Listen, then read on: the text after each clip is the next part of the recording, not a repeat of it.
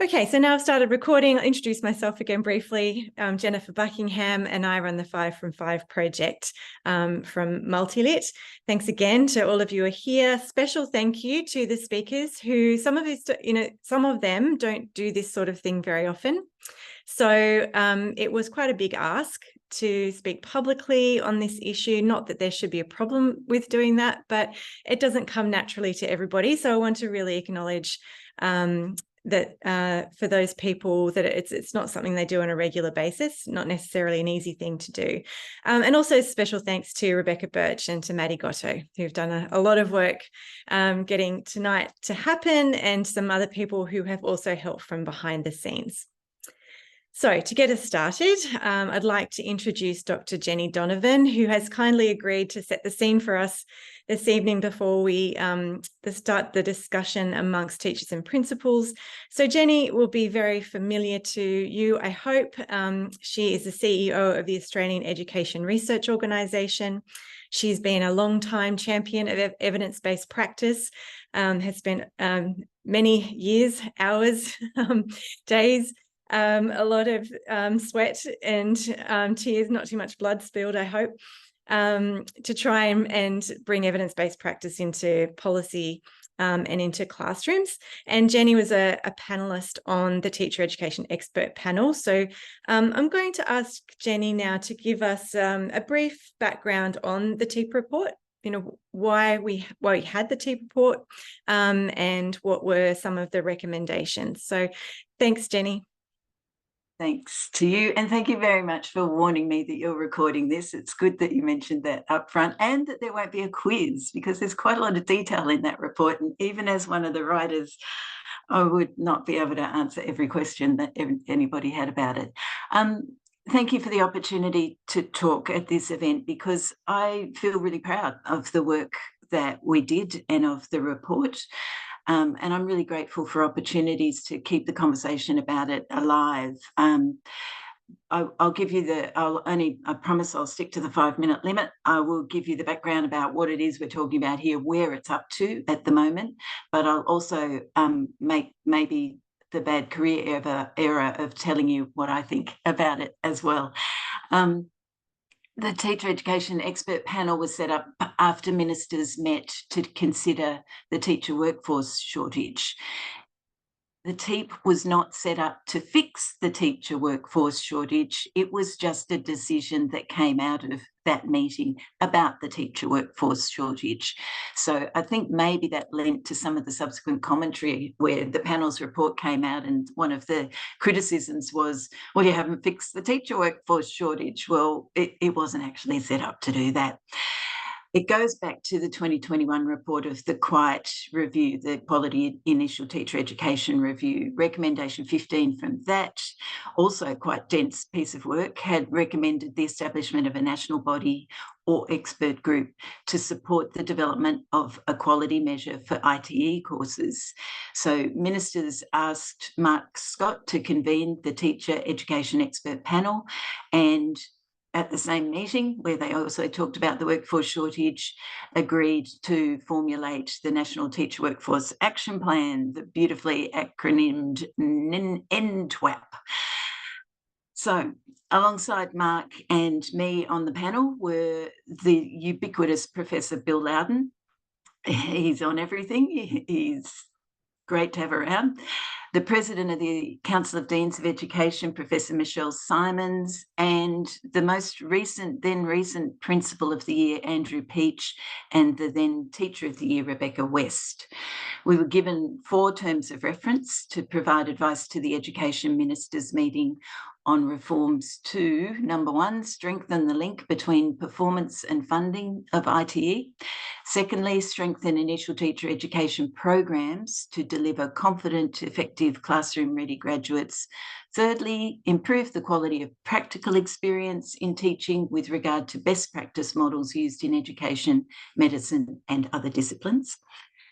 And fourthly, to improve postgraduate initial teacher education for mid-career entrants to encourage more people to become teachers while maintaining high standards. And I'd like you to note that transforming the entire education system was conspicuously absent from those terms of reference. Nevertheless, we were criticised afterwards for not transforming the entire education system with our report. The report, as Jen said, was delivered in June. It was called Strong Beginnings. It contains 14 recommendations. The ministers considered the report at their meeting in July and supported in principle all of the recommendations. Specifically, they agreed to the proposed approach to progressing recommendations 1, 2, 3, and 9. And they asked the Australian government to work through ASOC, the Senior Officers Council, to bring back some advice on options for implementing the rest. So 1, 2, 3, and 9, they just accepted. They accepted what panel had said about how they should go about implementing them and said, yes, we will make this happen and it should begin now. Now, ASOC is the acronym for the secretaries, the heads of the education departments around the country. They discussed the progress that's been made to date at the meeting they had last Friday, and the ministers will hear from them about it when they meet, I think tomorrow, but I lose track of when all the meetings are happening. So that's by way of background for what we're talking about here and where all the work is up to since the report was delivered. I'm just going to make 4 comments from the point of view of someone who has strongly held views about this stuff, but I will stress that they are my views. They don't represent the views of the panel, and I'm not going to breach the confidentiality of the panel either. So the first one is that our report begins with the statement, the importance of great teachers cannot be overstated. This effort was not about criticising teachers or setting out to deprofessionalise them. The effort was about acknowledging that we have a system that's been letting them down. At its worst, it's been setting them up to fail, or at least feel like they've failed. The report in the introduction goes on to say too many beginning teachers have reported that they felt they needed to be better equipped. And we heard from a handful of them in the course of the meetings of the panel. You might recall that Minister Clare had a big talk fest at one point and got lots of teachers to come in and talk to him about what was going on, and heard loudly complaints about initial teacher education. A handful of them came and talked to us as well, and it was remarkable how consistent their experience was, and their complaints and concerns were. So we heard from the profession, notwithstanding the fact we had 2 practitioners, outstanding ones from the profession on the panel. The second comment I want to make is that for some, once the report landed, for some, the panel's recommendations went too far, and for others, not far enough. To those who wish we had gone harder, I think the complexity of federalism cannot be underestimated. The panel could not go for all-out reform, even if we'd wanted to, even if we'd been invited to transform the entire education system. I'm up for it. They just have to ask. I'm very happy to step up. The reality of our federal system is we have 9 education ministers. If we want national reform, all 9 of them have to agree, and they have to agree to a great level of detail. And it doesn't happen a lot that you can get all 9 of them agreeing on very much. I'm very happy to say they all agreed to set up Aero, which is good. They did the right thing then. But it is a tough ask to get all 9 of them to agree on things like reform. So the reality was, if we'd gone too hard, we wouldn't have got the proposals to land. We wouldn't have got the ministers saying, yeah, in principle, we're on board with all of this, and there's stuff right now we want you to start happening immediately. It wouldn't have got there. If we'd gone in saying we've got to throw out the professional teaching standards and start again, we've got to dismantle the state-based accreditation bodies, we've got to write prescriptive courses, and universities must be told they have to take them up in entirety. If we'd said mandate measures for universities and we want them collecting all of this data and reporting it, it just wouldn't have got up. As it is, we delivered a report that I think genuinely has the opportunity to bring about a certain amount of reform and has been accepted. They're willing to act on this. We needed to work within pragmatic guardrails. The third thing I want to say is that the most important recommendations are the first 3, and they're the ones that the ministers immediately agreed to begin implementing. The biggest improvement lever is the core curriculum. ERA was commissioned by the Australian government to undertake a review of the evidence base. 4 types of core content were defined, which cover knowledge and evidence-based practices that have the greatest impact on student learning and are essential for all beginning teachers. And they are the brain and learning, effective pedagogical practices, classroom management, and an area called responsive teaching.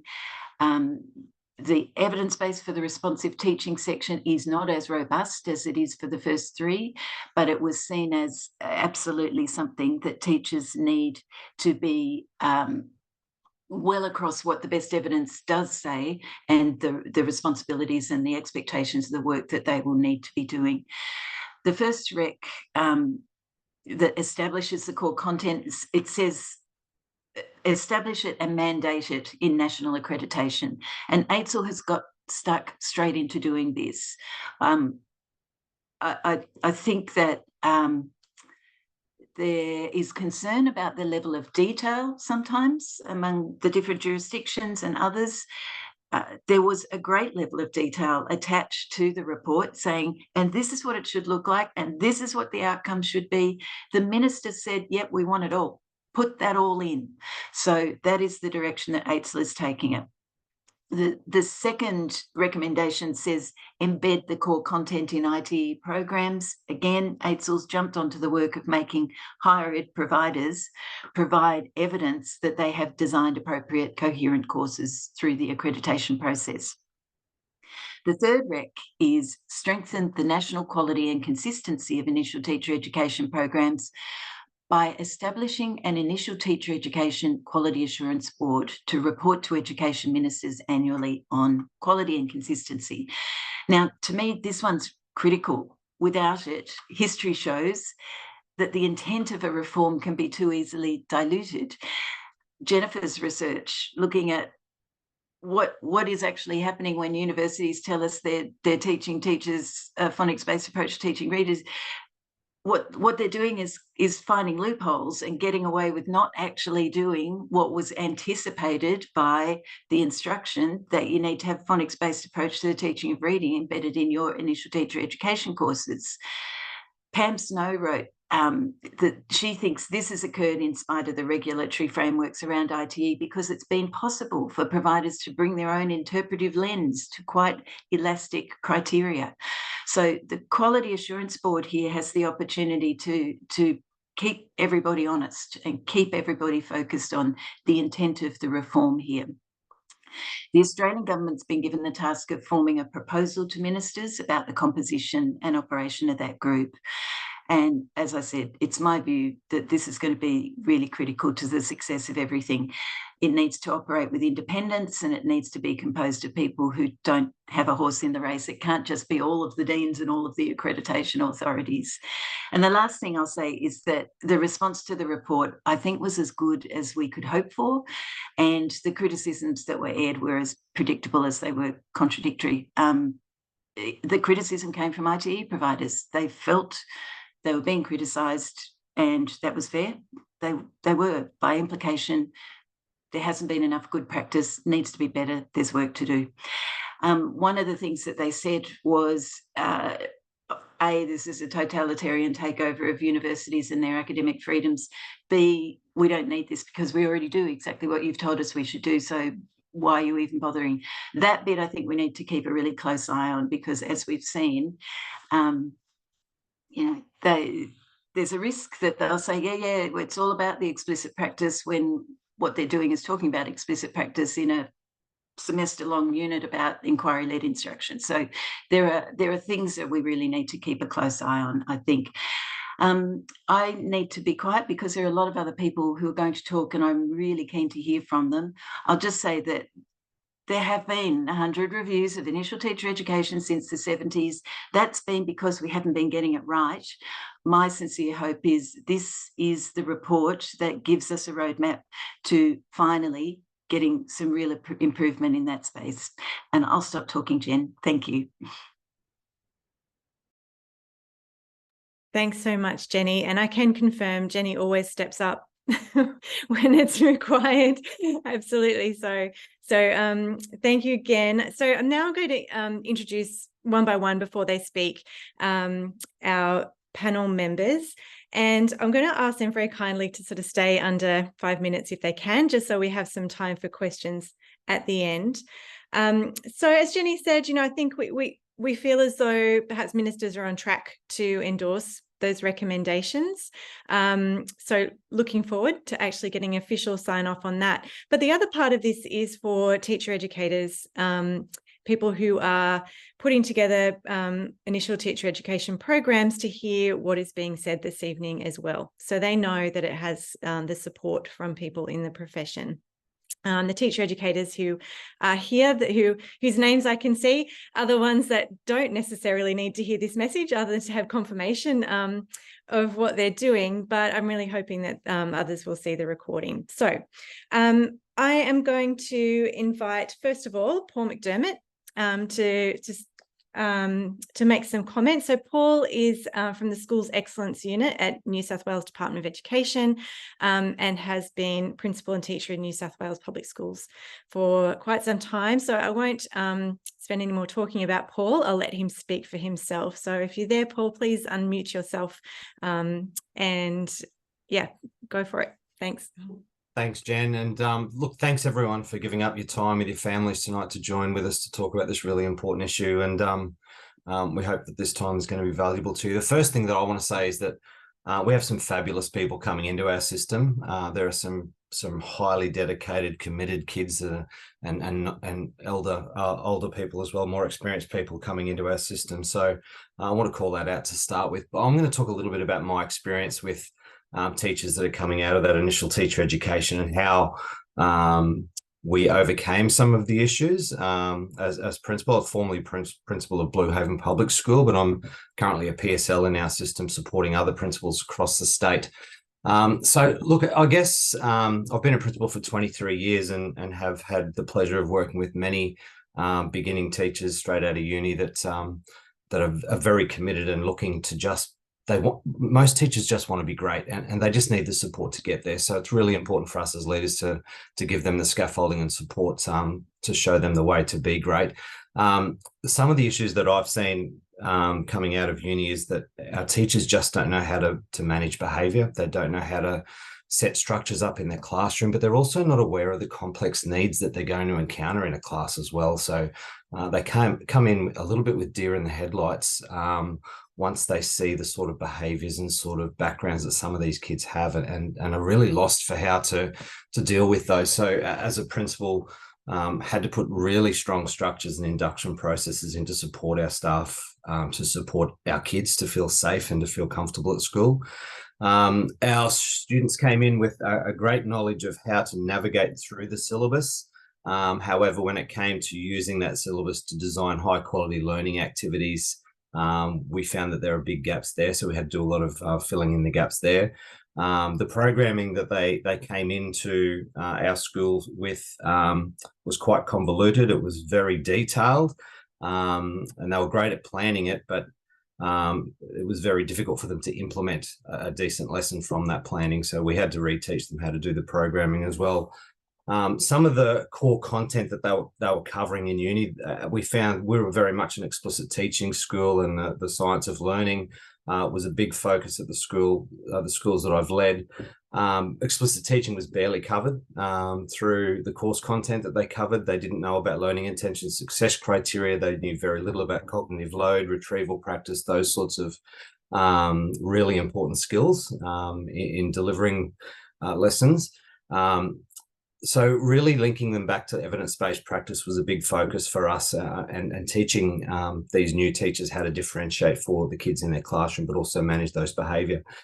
One of the things that really concerned me was how many conversations I had with early career teachers that wanted to quit. They were very disenchanted with the profession because they did feel that it was such a steep learning curve when they first came in. So some of the strategies that we put in place was significant induction. We would have several induction days where We had a teaching and learning handbook, for example, that we would significantly induct our staff into all of the processes that we followed and the structures and the pedagogical frameworks that we had in place across literacy and numeracy, for example.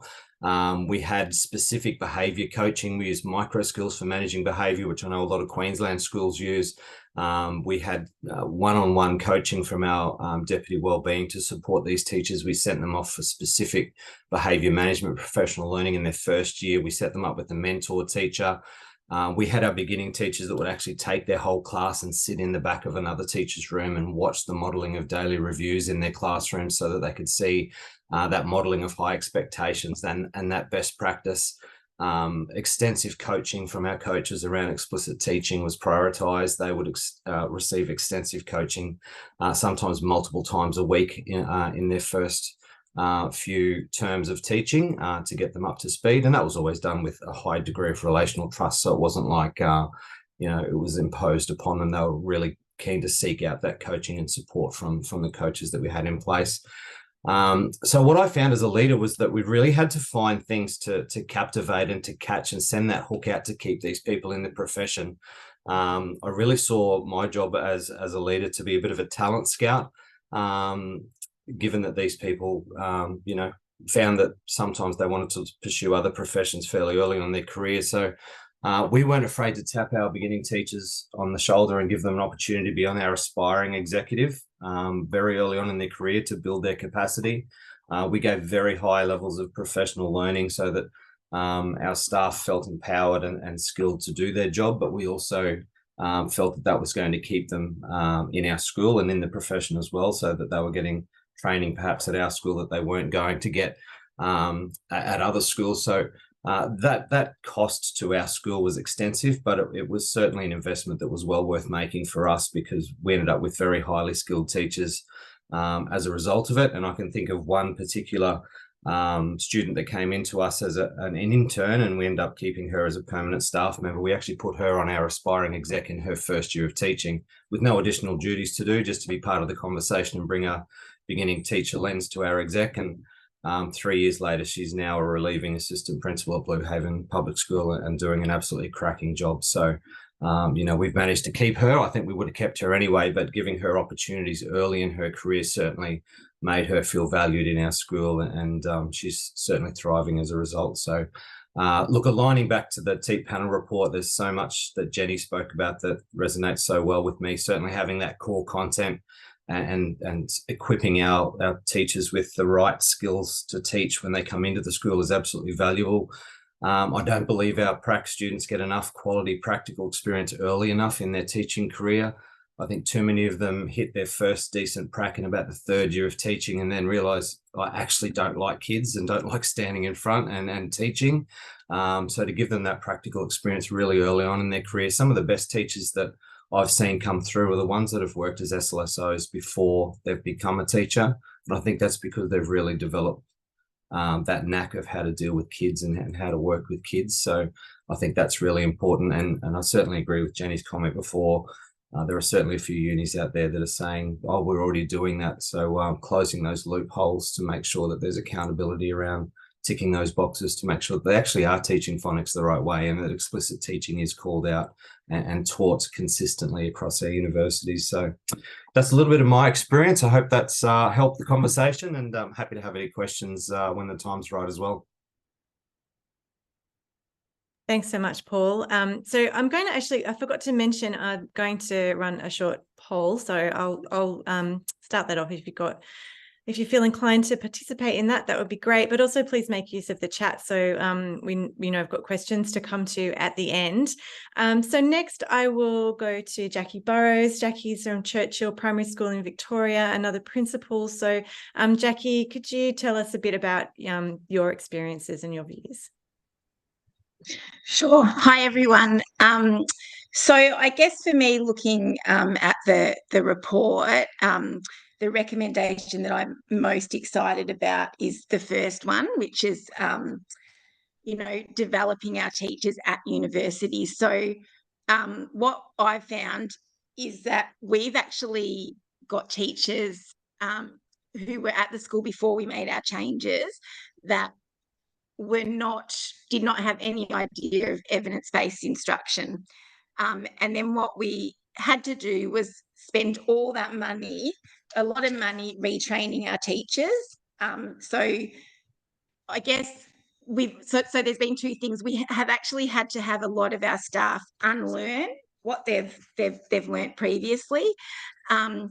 And I guess for me, one of the catalysts of our change was when I listened to a speaker who is on here, and that our teachers didn't actually know how children learn to read, and they hadn't got that out of university. So that was when I guess we started to realise that there were just so many gaps for our teachers.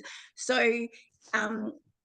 you know, our teachers, we had to retrain them in, you know, learning about the brain and how the brain learns to read, you know, the effective practices. They didn't get that at university. So I guess that's why I am excited, because I feel like, you know, what is coming up in this first recommendation is what we have had to do off our own back to improve the outcomes at our school. So, yeah, it's been a lot of work.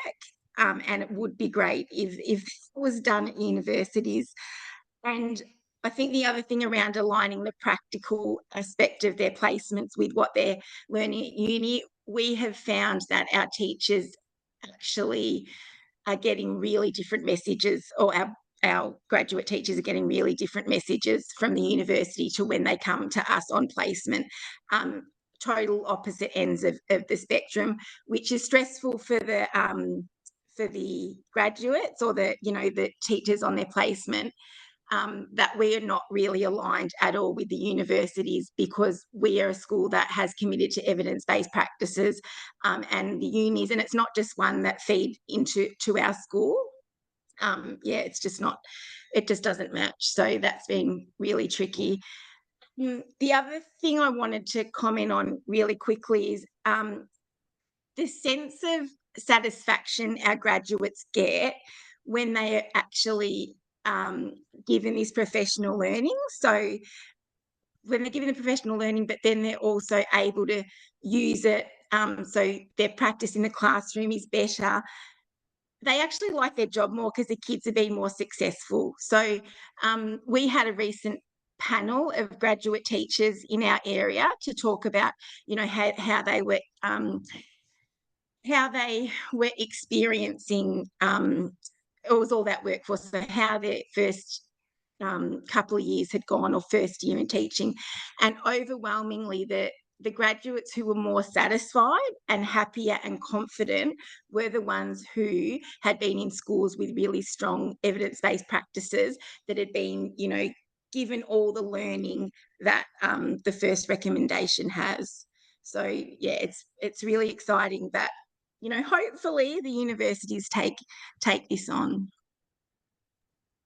Thanks, Jackie and Paul, for kicking us off with that really important aspect, which is this productivity angle to this as well. That, you know, if you've got students coming into to their first teaching role, and you're going to have to start then providing them with this information, this content, you know, it would have been better off for them to have it during their degree. Then it's going to be a long delay, you know, before they start to become experts in what they're doing, if they're having to, you know, start further down the track than they should have.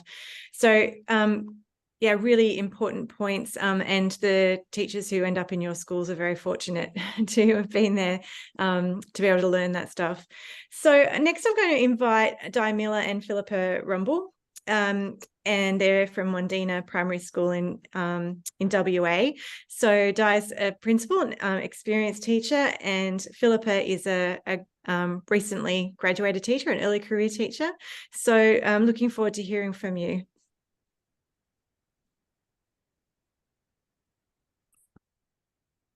Hi everyone, it's so nice to be here tonight. We really appreciate being invited. We've had a bit of a chat about what we think really needs to be implemented for early career teachers. And I guess I'll kick it off. One of the most important things, in my view, as a graduate, is having a really clear understanding of the pedagogical practices that actually have a great effect on student learning.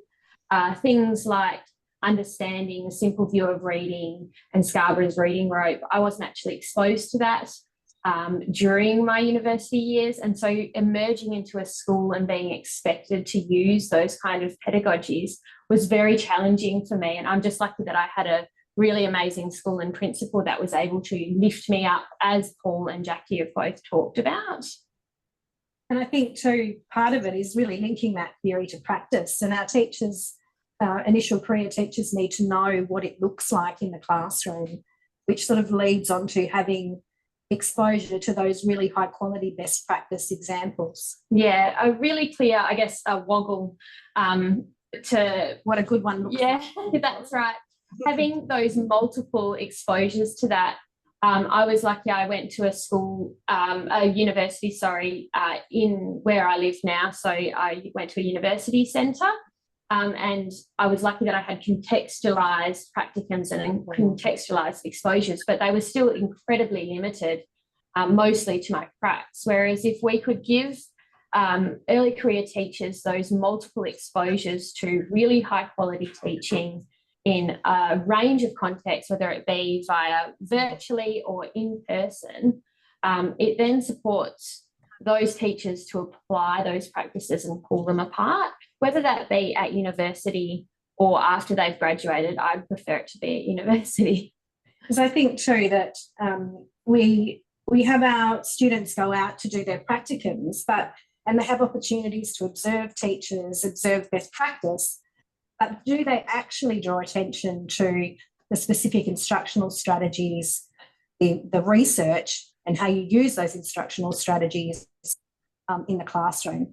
And I think that's an element of initial teacher education that is missing. It's using video instruction, for instance, seeing those best practice teachers, breaking down the things that happen in the classroom in relation to behaviour, in relation to learning, and why certain decisions are made in the way that they are made.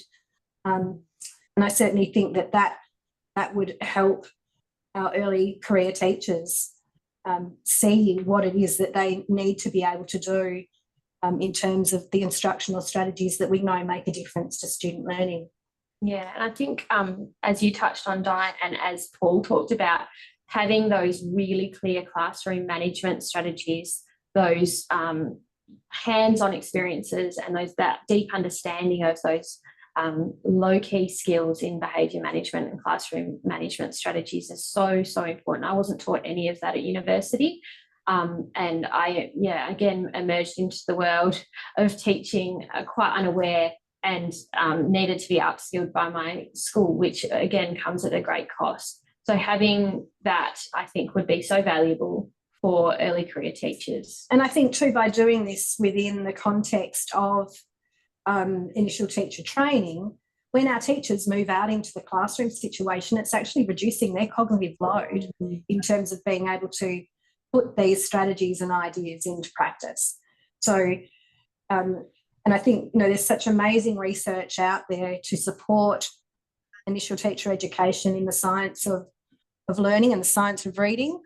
And in Pip's experience, she didn't have that opportunity to learn, that information, which would, certainly support her as she moved forward in her early career. Absolutely. Thanks, Di and Philippa. Even though I know that the content we're talking about and the content that's in the TEEP report is absent from a lot of IT degrees, it still blows my mind to hear people confirm it. You sort of think that the brain and learning, effective pedagogical practices, classroom management and responsive teaching, you'd think that they would be a given, that they would be things that graduate teachers would be coming out of their degrees with some understanding of. So I still find it shocking, even though, rationally, intellectually, I know it's true. So our next person who's going to speak to us this evening is Christina Guy, and Christina's from Elizabeth Vale Primary School in South Australia. So over to you, Chris. Hi, everyone. Thanks for having me. I want to start by actually responding to one of Jenny's comments from the beginning, where she was talking about how universities are pushing, some universities are pushing back, saying that they already teach all of this stuff. And I've also seen a few comments come up in the chat about that as well. If universities are teaching it, then the students are not learning it. So I don't know, there's a famous quote about, you know, if they haven't learned it, we haven't taught it. So if either the teachers are asleep or they're wagging and not going to classes, I don't know. But certainly what we see is that the majority of the early career teachers that I support and the pre-service teachers that we have doing placements at my schools don't know a lot of that content. So like the recommendations about core content and around the classroom management stuff are incredibly important to us. And Paul and Jackie both mentioned like all the structures that they have in place to support their early career teachers. And that sounds very similar to what we do. We spend a lot of time and money training our teachers at the beginning of every year. I work in 3 disadvantaged schools. So we employ a lot of early career teachers, and we put significant resources into supporting them and training them when they arrive at our school, because they have high levels of anxiety when they come into our classrooms, not knowing the complexities and how to support kids, which is something that I think Paul commented on. And yeah, it's a hard job teaching, and I feel like their levels of anxiety are often quite high. What I consistently hear and see from early career teachers and pre-service teachers that do placements with us is that sometimes they feel like their degrees are a lot of fluff, and that sometimes it's interesting fluff, like they don't always not enjoy it, but it's often not practical. And that's what we need. We need people that can hit the ground running with that actual practical knowledge. And I think Paul was mentioning, I was having a conversation with a pre-service teacher actually a few weeks ago, because we've just had another lot that have come through. Paul mentioned that about their planning being really convoluted, and I would second that, because the comment that I was having a chat to the pre-service teacher about was how she was almost having an argument with one of her university supervisors, because in the context of our school, like a school with an ICSEA below 900, the planning that she had to do and that she was meant to deliver to our students was not contextually relevant, and it wasn't appropriate for the students that she was going to be teaching. But she was then told that, no, you have to deliver this unit of work. So then she was getting anxiety about being worried that she wasn't going to pass, and and then having to not do the right thing by the school and the students, because she was having to put all this effort into planning this unit of work, which ultimately wasn't going to work. So yeah, I think that we need our teachers to have practical knowledge of how to manage classes, how the brain learns, how to teach effectively and explicitly. We're really lucky, going back to that monetary issue, we're really lucky in South Australia, we have the Literacy Guarantee Unit. And they spend, I don't know how many thousands or millions of dollars every year providing training for our reception year 1 and year 2 teachers on how to teach the basics of reading, because they don't know it. So, and then you've got the other example of teachers in their thousands flocking to courses like the Solar Lab, conferences that are promoting the science of learning and the science of reading, because they actually don't know how. And sometimes people actually get really upset and angry that they actually don't have this knowledge. You only have to look at Sharing Best Practice, which started off with a couple of conferences that has now grown exponentially, and sell out within, like days. So yeah, I agree that, we've got these young people, not always young people. I was a mature age student myself, but these people that are coming into teaching with, a heart of gold and wanting to do the best for their students, And I feel like often they're being let down. Yeah, thanks, Chris. I think most of us here would agree with that teachers who are not being provided with this information are being let down. And you know, I don't know how much more evidence that you need that it's not being provided than, you know, as you mentioned, the thousands of teachers who are, you know, doing extra learning in their own time. It doesn't always count towards any kind of professional, you know, learning hours. You know, they're hungry for it. They're turning up on their Saturdays. And, you know, the idea that it's being taught, but somehow or other they've just missed it, then that means there's something wrong with the assessment then in that case, isn't there, if they're managing to graduate without having learned it. So I think there are lots of questions that we can ask about that. So thank you very much, Chris. That's really important. So next we have James Baker and Julia Santarelli. So they're from East Hammersley Primary School in WA. So I think you're there, James. Yeah. Hi, James. Hey, how you going?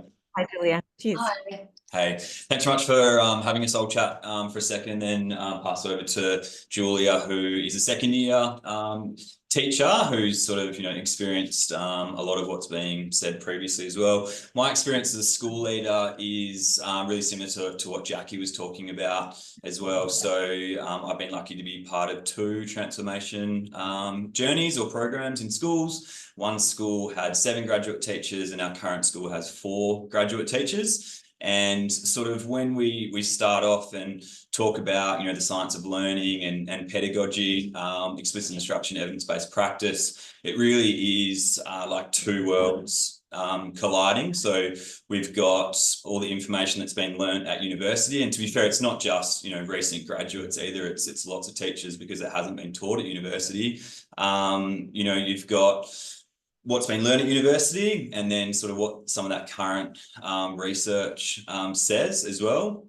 And really, when you set off on that transformation journey, a lot of the first year really is spent on that background knowledge and really trying to bring everyone up to speed around what great teaching really does look like. And as Jackie mentioned, it's a considerable resource, you know, financial resource, but also it's a time resource as well. So are we really doing the best for our kids if we're taking a year, 2 years, 3 years to get our teachers up to a level, you know, that we'd expect and that we'd want?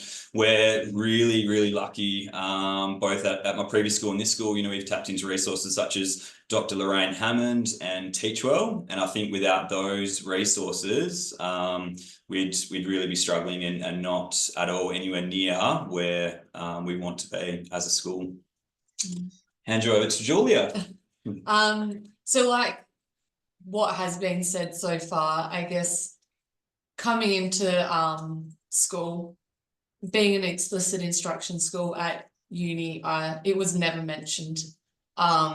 It's very much focused on almost a perfect classroom. So yes, it's mentioned that there'll be, you know, you'll have some behaviours, you'll have some kids who are stronger and some kids who are not quite at that expected level, but it's never highlighted how big that spectrum can actually be and how to actually deal with behaviours that are not so minor.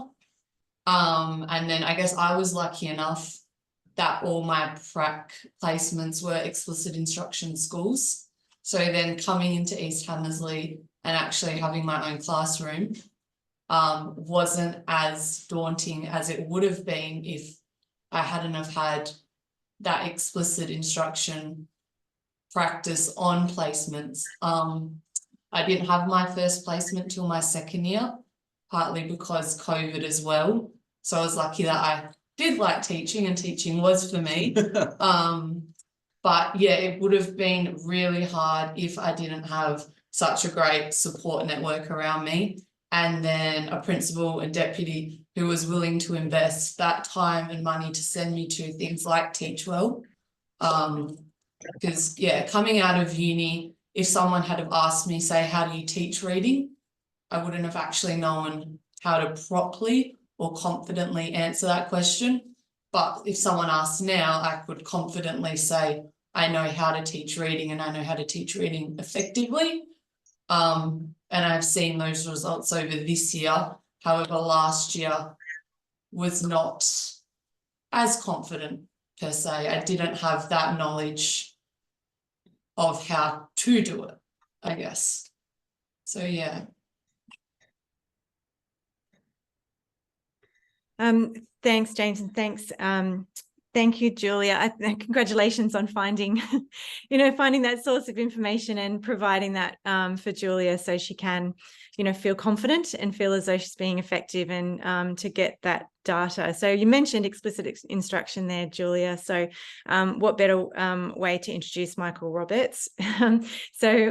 Michael has Mastery Schools Australia. So he's not, I would say from Queensland, but he is from Queensland, but his schools are, in other places now as well. So over to you, Michael. Thank you. Thanks, Jennifer. And I just want to probably reiterate what everybody else has said and use a couple of anecdotes to highlight some of that. One of my best mates is a Boilermaker, and he's got 2 kids in school. And about a year ago, I was talking to him about school and our schools, and I told him that a lot of students who go to university and then become teachers graduate without knowing how to teach a child to read. And he could not believe it. He was incredulous. He said, that's like me doing my apprenticeship and not being able to weld something. And he really could not believe that. And it got me thinking, when I went to university to study education in, sad to say, 1987, I thought I'd learn about how kids learn how the brain works. I thought I'd learn about memory. We were taught when I went to uni that memory was nothing to do with learning and education. And it wasn't until I did my psych degree, after being a principal for 16 years, that I actually learned, I think, a lot about the learning process and about how actually therefore the teaching process. So the recommendations in this around the universities teaching evidence-based and teaching the science of reading, science of learning, I think are absolutely critical. The second point I want to make in the second anecdote, Jen briefly mentioned, so I've opened a system of schooling called Mastery Schools Australia now. We've got 4 schools. We've got a 5th school opening next year in Cairns, hopefully 6th in Melbourne. And we have a model where we employ undergraduate teachers to be our assistant teachers. So we don't employ teacher aides or CSAs or whatever you want to call the local mum from down the road or somebody's doing a TAFE course. We actually employ undergraduate teachers. We've got about 130 for us working with us now. And the practical on-the-job nature of what they do and the learning around what they do, and as some have pointed out, the conflict between what we do in terms of evidence-based practices and what they're being told to do at university is still quite astounding. So I think we've got a long way to go in that, but I do want to point out the practical aspect of that and being on the job, not just doing a prac. I know when I graduated, in my first real teaching job, and I've been relief teaching for a fair while, and I got called in by the principal around something to do with the guidance officer, and I went, well, who's a guidance officer? And I hadn't been exposed to that on prac. I didn't know anything about it. So there's a lot of other aspects to the job. So I know some schools are employing undergraduate students now, teaching students as paraprofessionals in their schools, and what a great way to help them get through uni. But I think there needs to be more probably official provision made for that. I don't want to devalue it by saying an apprenticeship model, but I do think there's an awful lot that can be learned by being in schools, and certainly that's our experience with the 130 odd that we have working for us now. And then it's a great pipeline for us in terms of employment. We don't have a teacher shortage for our schools. So I I'm under my 5 minutes, so I'll leave it at that. Thank you. Great idea, Michael. Grow the teachers that you want to have in your schools. Great approach. So I'm staying in Queensland. I'm going to invite Isabella Smith, who's an early career teacher, to give us her views. Thanks, Bella. Hi, thank you so much for letting me speak. I'm kind of going to feed in on the back of what Michael said, and I totally agree that you definitely learn on the job and learn from being in schools. And I think when you go on pracs, there's such a wide range of teachers that you see in classrooms, and you kind of pick up little things from them and tips and tricks that you can use in the classroom. And the value of that then entering your first classroom is something that sticks with you. I guess lots of uni from my experience, I've been teaching for 3 years now. It's very heavy on the theory of why you do things, and not necessarily the how to do things. So going into your first classroom, at times you can kind of feel a bit of a deer in the headlights and completely question what you're doing and whether it's purposeful and whether it's meeting the needs of the children that you're teaching. So I guess that kind of feeds into what Christina was talking about, being overwhelmed, and you see the statistics of the numbers of early career teachers that are leaving the profession, and you kind of understand why when you go through uni and you just touch on the basis of little bits and pieces here and there, and then you're thrown into the deep end. And I guess that's where schools, as it's been spoken about, really have to upskill early career teachers. And from a personal perspective, and like the stresses and feeling like you need to achieve, you kind of feel like a bit of a burden on the schools. And I know that everyone has to start their career somewhere and everyone has to learn, but it's almost like you're learning from other staff members and having to ask questions. You feel like we all know that the teaching profession is so busy and we've got 1,000,001 things to do at a time. So I guess, yeah, teachers are kind of, we're all people who want to achieve and want to do the best that we can for the students in the classroom. So it's kind of our responsibility to learn from others, because we probably have gaps in university degrees from my personal experience. And I guess you find confidence as you become more proficient and learn what works, and kind of, as people have spoken about, having to research it yourself and find ways that work, and do professional development in your own time. I think that that's something that the universities definitely can address, and looking, definitely more of the how rather than the why.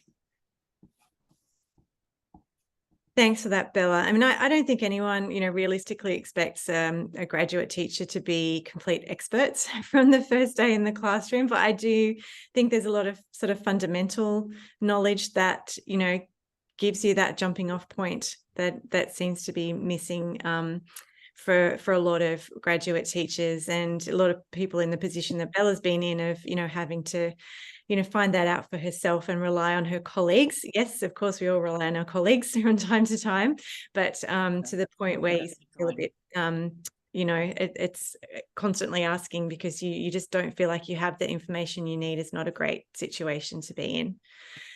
So next I'm going to ask Nick Lovering from Catherine High School in NT to speak to us. Nick, I can't see you on the screen, but I'm pretty sure you're there. Thanks, Jennifer. I'm here speaking to you from unceded land here in the Northern Territory, and I want to acknowledge the Duggaman, Waddaman and Jawoyn people on whose country I stand tonight, and acknowledge their elders past and present. A little bit about my school. I'm a little bit of an outlier in all of this. Catherine High School is a regional high school in the Northern Territory. 31 First Nations languages spoken within our school. 70% of our students are First Nation students.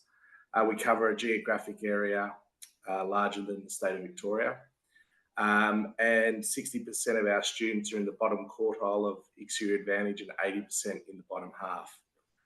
We welcome the report, and we're particularly interested in the work around responsive teaching. I've said on a number of different forums, it'd be difficult to prepare a teacher for Katherine High at university. It's a very unique experience working in our school. But when I unpack point 4, the one thing that we've worked on really hard in our school is to challenge bias and assumptions within the classroom. And so it was encouraging to read some of the reflections that were made there. I suppose equity is also an issue that we need to look at when we're talking about our school as well. But teachers, when they come to Katherine High, they need to be ready for some critical self-inquiry, because teaching in a classroom that we present at Katherine High can be a real challenge.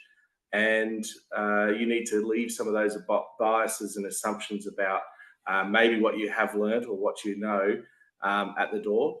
And through a process of really being self-evaluative about, what you're trying to do within the classroom. If you don't have that as part of your toolkit, you're going to struggle. Evidence-based practices absolutely work in our context. So you need to be coming and understanding our school-wide instructional model and how to unpack content for First Nations learners and how to check and recheck the material that you're teaching. The point I just want to make tonight is it's so important for universities to reach out and have a northern partner. And I say northern because the remote schools, we need your partnership, and we need you to encourage young people that are at university and those mature age students to come and have an experience in the top end of Australia, and to come and work with us, because I believe that there's a number of people that really want to be challenged about working with our young Aboriginal people and closing the gap. And we've found that we know that teachers make the most impact, and we've got a wonderful group of teachers that are working with us in Katherine High because they really are committed to that challenge of closing the gap. And we believe that with the right training for teachers and the right teachers in front of our young Aboriginal people, we can close the gap, and we can do it in the next 10 years. And that's something that we should all aim for as a community, because it's an important unifying thing that we should commit to as a country. Here, Nick. Thank you. Great goal to have, 10 years. Wow, wouldn't that be fantastic? But, you can see changes happen in school relatively quickly when explicit instruction, evidence-based instruction, and teachers with those knowledge and skills are in place to provide that education. So finally, we'll go to Luke Donnelly and Andrea McQuirk, who are from St Thomas More's Primary School in the ACT. Thanks, everyone. I think given that I'm from a Catholic school, I can probably give a big amen to everything that's been said tonight. It really resonates with us here in Canberra.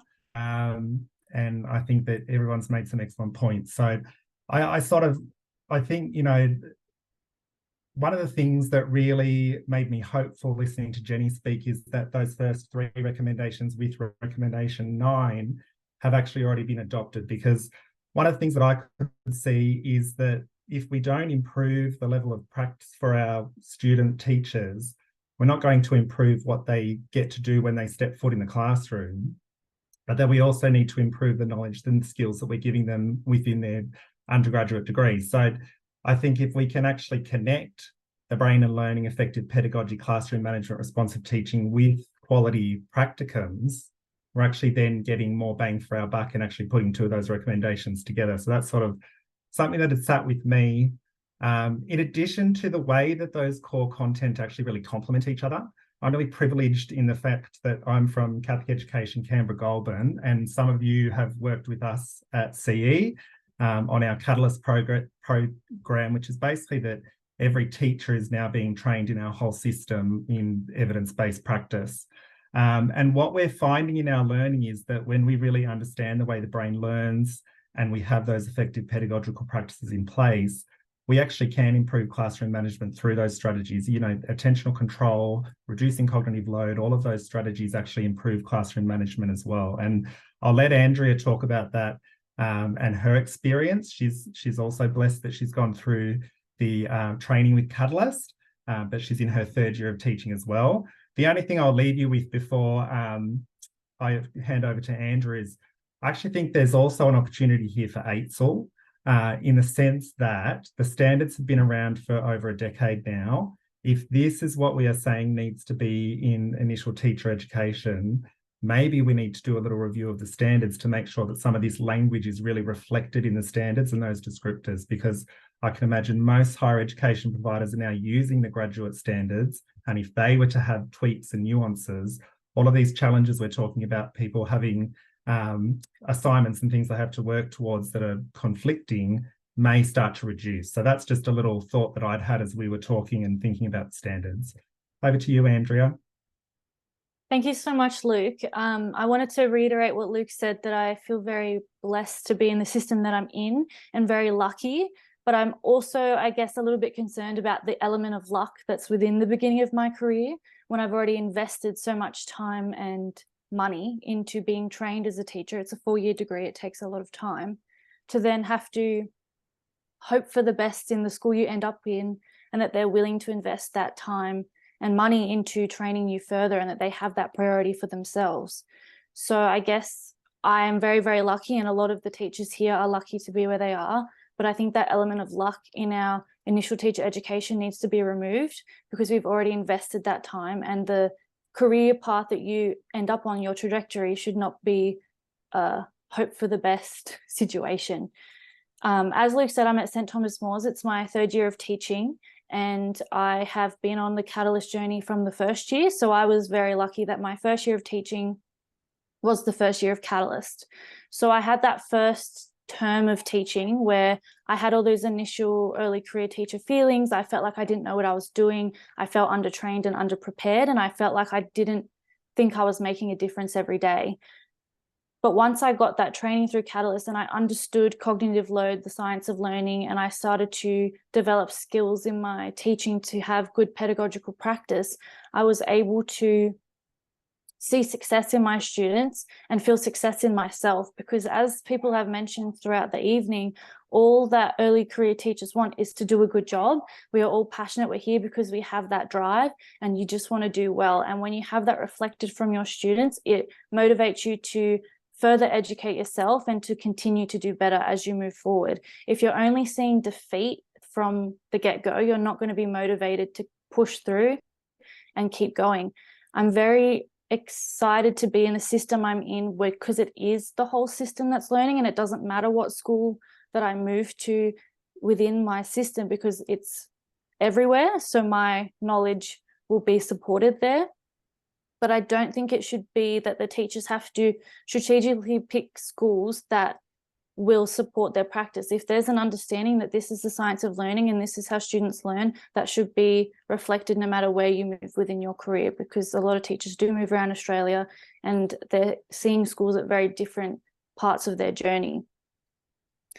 I just also wanted to tell a very quick story about some of the students that I've seen and the results that I've seen through understanding cognitive load and having that explicit direct instruction within my classroom.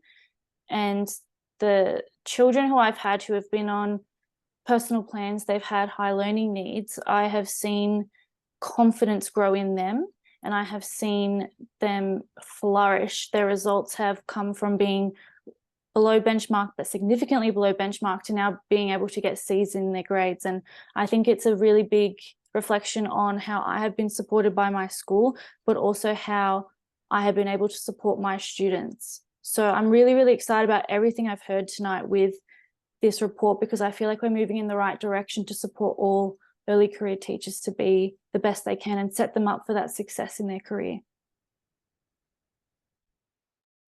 Very well said, Andrea. Thank you. And we often talk about, there being a lottery for students ending up in a school where they have effective evidence-based instruction, but not so often it being a lottery for teachers as well, for them to end up in a school where that's supported and provided for them. So that's a really important point to make. Thank you for that.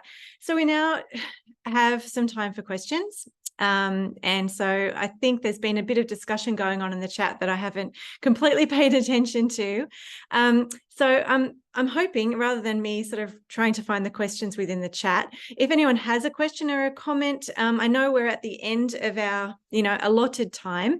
So anyone who does need to go at 8 o'clock, as we said, this is being recorded. You'll be able to watch the questions on recording, but I'm going to be a bit cheeky and take another 10 minutes for those of you who want to stay on the Zoom. So yes, please raise your hand using the that button, the reactions button, and let me know if you'd like to ask a question or make a comment, and you're welcome to.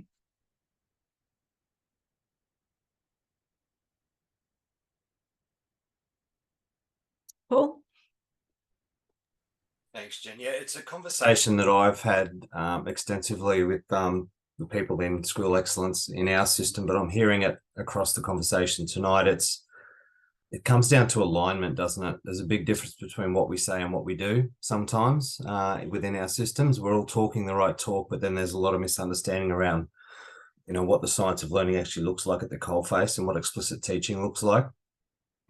So to have alignment across our universities and alignment across our systems and that collective efficacy that we could have there, so that, as Andrea beautifully said, it's not we don't want a lesson lottery for our kids. Well, we don't want it for our teaching students either. So let's give them expert training around what the evidence says and get that alignment across our system. And, you'll soon be seeing our results go through the roof, I believe.